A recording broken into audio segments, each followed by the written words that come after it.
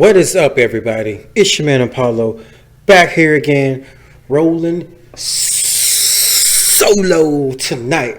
And the second game of the opening weekend of Sunday's XFL doubleheader just concluded. The St. Louis Battlehawks just defeated the Dallas Renegades. Leave it to the Dallas Renegades. Leave it to them to be the only home team to lose all opening weekend. It had to be Dallas. It had to. Even that just hurts being a Cowboy fan because it had to be them. Oh, that sucks. And what it sucks too, I just spilled water on myself. Anyways. Oh my goodness. Oh man, this was some great football today. Man,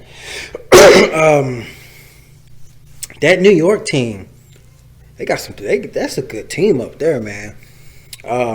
But this is going to be a quick video, give you guys a quick rundown on the games today and my thoughts on what I think this league can really do for players that are not playing in the NFL right now, like taking into account players like Dez Bryant or just a handful of players that we've seen play in the NFL, and maybe they had an injury and they fell off. The XFL could be a way for them to just get back in football, because NFL team might not call them now. I don't think we can hope that the XFL can afford players like Dez Bryant. Maybe not. I mean, Dez got a fat contract from the Cowboys. Would he be willing to come play for a lesser contract? We already know Colin Kaepernick is not. They've came out publicly and said that he is asking too much for what we can actually pay him. And with the startup league like this, you can't go out and pay a guy like Colin Kaepernick millions of dollars and then expect to fill out a 53-man roster and actually have it be a good team. So, I mean, that's just the way Colin Kaepernick will be wasting his time, because he'd be making money trying to be the face of a new league on a sucky, shitty-ass team. That ain't worth it. But, quick recap, guys. Here we go. Game 1 recap. If I can get this shit open up on my phone. It's not working. Oh my goodness, man. Like, is it that much? It's that much of a hassle, man. I hate the ESPN app. I really do. This thing is ridiculous. All I'm trying to do is open up the damn box score. I can't even do that shit. Anyway, whatever. That's the wrong answer, man. That's the wrong answer. I can't even open up the goddamn box score. Oh my goodness. Let's go to the actual XFL website. Whatever. It ain't on here either. What is going on, man? Alright, you know what? Fuck it. Looks like all you guys are going to get is the score. Because you know why? Fuck my box score, that's why. And fuck you too, apparently. So, the first game of the day, New York Guardians played against the Tampa Bay Vipers. Like I said, what I said earlier, I take from this game is that the New York Guardians, they're a good defensive team. They got some players on offense, man. And I like their uniforms. I really like their uniforms. And I don't know, this may not be a big deal to most, but what stood out to me was how they allow their skill position players to wear single-digit numbers. Like, they had that one receiver, he was wearing, number 3? And they had a couple wearing, 9 or 1. I like that. It's, it's unique. It's authentic. We need that. The NFL doesn't have that. Again, I don't think they should try to compete with the NFL. But with that being said, they can be a great alternative and a great gateway for players coming out of college or maybe players that get cut to come onto the scene, get seen, possibly get scouted. Same with coaches. Hell, I mean, the coach of the Dallas Renegades is Bob Stoops. And his general manager is Daryl Johnson, the Cowboys legend. So, I mean, I see nothing but upside from this league. But the Guardians beat the Vipers 23-3. I felt bad for Aaron Murray, the quarterback for the Vipers, because it seemed like he would make a good throw, and then immediately right after, it would be like a shit play right after, And I'm just like, man, I feel bad for this dude. he can't catch a break. And it was this one play, and I would say today, man, they were doing some hitting today. They was out there laying wood, and I can appreciate that. There was one play in that game where the Vipers receiver, it wasn't a full catch, but he caught it, and he didn't take a full step, but he got tagged, and the ball popped out. I was like, man, what a hit! I was excited. I was actually genuinely enjoying today's football games. I mean, in a nutshell, they kind of felt like college games. In a way, it felt like college games that were just amped up. And it was really cool to see the crowd support for the home teams, especially the New Yorkers, man. It's almost like this is something to do, and it's just great to still have football. But for the most part, the Guardians, they dominated this game. They pretty much dominated this game. I think we're going to see a star out of this Summers guy, cornerback. He seems to be emerging as a star, along with from yesterday, obviously, Cardale Jones. I mean, he made his name in college, coming in, winning the championship. Didn't get much of a shot in the NFL, so I mean, he may turn out to be a face of this league, along with that quarterback in Houston. I mean, I see a lot of star potential in these teams. This was only what am I gonna say? This is only half of the field this week. So, I mean, no. This is all 8 teams. What am I saying? This is all 8 teams they played this week. So I'm looking forward to next week's matchups. But moving on to the second game that just concluded, the Battlehawks won 15-9. Dallas was driving, and at the end, the quarterback threw an interception. I like the Battlehawks quarterback. Dude got some swag to him. He got some moxie to him. I like that dude, especially at the end when he took that quarterback draw 30, 40 yards. He at first I didn't think he was going to get loose. He ran into his offensive lineman. I'm like, oh, he's about to get hit in the backfield, and he just took off, and he just went down the field. It was nice to see a lot of the defenses get takeaways during these games. The defenses showed up to play, man. And I'm not say the offenses didn't either, but the defenses really just seemed like they came to play this opening weekend, at least for today. I know, and more so on Saturday or yesterday, there was more offensive going off, offensive plays, big plays happening going on. But it seemed like today the defenses took over today. So it makes me really look forward to next week. Next week, the Guardians play the DC Defenders, so that's Cardale Jones' team. So we'll see how he does against this New York defense. I'm looking forward to that. The Vipers got the Dragons. I didn't catch the Dragons game yesterday. And then the Renegades get the Wildcats. The Wildcats lost to Houston yesterday, so battle of 0-1 teams. And then Roughnecks get the Battlehawks. So I think that's going to probably be the game of the week. Houston and St. Louis. So Houston, St. Louis. I think that's going to be the premier game of the week next week. All these games will be on TV pretty much except for Battlehawks is on FS1. I don't have FS1. So I'm going to have to find the getaway and hood way to watch this game. I'm not going to say how, because it ain't none of your business. Because y'all already know what that means. But I think this really opens up the pool for guys in the NFL to get a second chance that aren't playing right now, and coaches too. And I think this is a great thing for football in general, not just at the XFL itself, but for America. And to know that we are going to have football for at least another additional 3 or 4 months, man, that just warms my heart, man.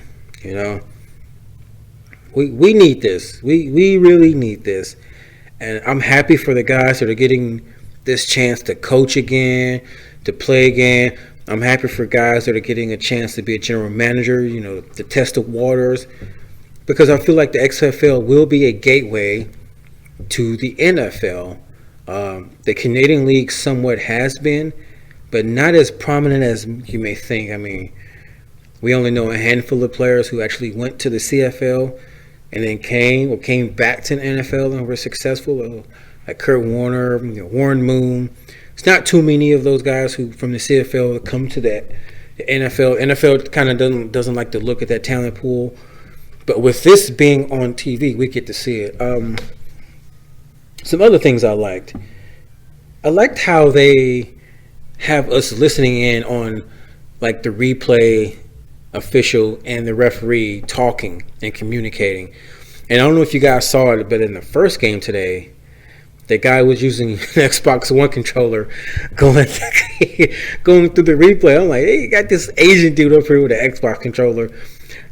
I took that as a joke. I just make a joke. I was like, yeah, take that, Sony. But I'm pretty sure that's not what it was. But it was cool, man, to see them talking to each other and to get the interaction with the coaches and the players in the locker room. I mean, halftime's only 10 minutes, so you get in there, you make adjustments, and you get your ass back on that field and play. They're not trying to take up all of our time. You know, the games don't seem like they lag out, which I think is going to bring in an audience, because you don't want to just sit there and be dragging with teams you don't know and players you don't know much about. That can turn your audience away. Also, the interaction with the coaches and the players after they make a play on the sideline, and I feel like it's authentic. It's something they kind of carried over from last time, but you know, as long as they're not promising to take us into the quote-unquote cheerleaders locker room that they kept saying last time, I think the XFL shall be fine. There was one play where that Summers guy had got an interception. So he picked the fumble up and he ran it in for a touchdown. And Jenny Taft was trying to get an interview, and he had to go back in the game. And she didn't get an interview with him for like another 20 minutes. Or, you know, the commentators can directly talk to the coaches from the booth to them through the headset. And you can just get their vibe and feel of why did they do this? Why did they do that? I think them using somewhat very recognizable names on the sidelines and in a commentating booth makes you feel like you can watch this and it won't be completely foreign to a new person. But something I don't like, and I just really do not like this, is how they, not every play, but most plays of the game, will get the audio of the coach calling the play, relaying the play in, and then you see them run that play. Now, of course, that's just one play, but still, I don't like that. And I know these teams, they're not. I just don't like that. I mean, I guess it's good for a casual to see how football terminology is used and how that coincides with the play being run, but I don't like that. I get what they're trying to do. They're trying to immerse us completely into the game. I mean, the slogan is for the love of football, and I completely get that, and I understand that. And there are other ways to do it, but I don't agree with the play calling thing. Maybe it'll grow on me, but me personally, I feel like that should be something either toned down more or just taken away. Man, I'm cool with the coach interaction and stuff. Keep that. But with the play calling thing, no. Excuse me. Something else that they brought up that I thought was really cool. How in the NFL, the quarterback is the only player with a mic in his headset. Well, in the XFL, all the skill players right now, only the linemen, the offense and defense linemen, do not have the headsets in their helmets. And they give it to all the skill players so they can relay a play faster, because your play clock is only 25 seconds. It's not 40, it's 25. All right, which speeds the game up. There's the thing. They're trying to make this a very fast, up-tempo game, which is what people want. They want fast, up-tempo, exciting point score. The XFL knows that, and they're going for that. That's what they're going to market, which is very smart. And I like that. I think that's cool too, from a perspective if the coach is seeing something on the side, from the sideline or up in the booth, and he wants to help his players get lined up, he's like, hey, he can relay to it just in the headset and just be like, hey, shift this way, shift that way. Or, hey, look, this guy looked like he's about to stun, but he's not. Watch him. Or he's in this technique. Look for him to do this. Something like that I think is very cool. And that's gonna help advance the game. And I can see the NFL taking that. I mean, the NFL took a lot from what the XFL did the first time around. Like with that backwards Madden-like camera view, NFL took that. The XFL had that first. They were the first ones to have that ground level, behind you Madden-like view. It makes it look like you were playing the video game. And the NFL took that. And they've been doing it a lot more lately. But for a while, they didn't do it as much. All in all, this was a very, very good day of football. I'm not going to say it's like super great or... it's not an NFL or anything. It's not something that's had time, but it was just good to see football, something different. It made me want to go play some All-Pro Football 2K8, because a lot of those team names that we saw today are on that game. You can create that. You can create those teams. I may do a gameplay series for that. I don't know yet. But again, like I said, this was a very good day for football. I'm very excited. I'm very happy that football is still around in February. It ain't completely dead. I am happy, again, for these players. They get a second chance, or for these players who may have thought they won't go to the NFL and they just want to play football, and this will work for them. They were saying in the second game that there was one guy who was like ineligible to go back to school because of his grades. So he's like, should I go to the XFL? And I don't know if he's going to try to go to the NFL or not still, but at least for the time being, he's a very serviceable player, so he can play right here in the XFL. Showcase his talents here. Maybe eventually he'll get picked up. I mean, if the XFL keeps gaining attention, and more interest, eventually the players will all start getting paid more. I assume right now everyone's getting paid, if not six figures, right there on the edge of it. So you're still getting paid to play some football. You're making a pretty decent penny. Even if you were making only like 60, 70,000, if you're like the lowest guy on the roster making that, you're still making 60, 70,000, and that's higher than the average person that works every day here in America, and all you're doing is playing football. So, and you're only going to play football for 3-4 months. So you'll make what someone makes in an entire 12-month calendar year in a quarter of that time. All right. So, I mean, there's going to be more ad revenue coming in. They were saying that the winners of the games will like split $100,000 or something, some shit like that. I don't know, but all they can do is go up. I'm looking forward to next week. I'm going to keep the coverage of this going. So you guys let me know what you think. What were your thoughts on the XFL opening weekend? Compare it to the original opening back in 2001, if you were old enough to remember that. And y'all let me know what do you think? Do you think we'll see any NFL players, big names like Dez Bryant or something, come into the XFL, maybe give it a shot before the season's over or next season? So you guys leave your thoughts down in the comment section. Thank you for watching. Please like the video. If you're new here, please go ahead and give me a subscribe. I would greatly appreciate it. Share the video with your family and your friends. And you guys, thank you for watching as always. Please take care. You guys be safe out there.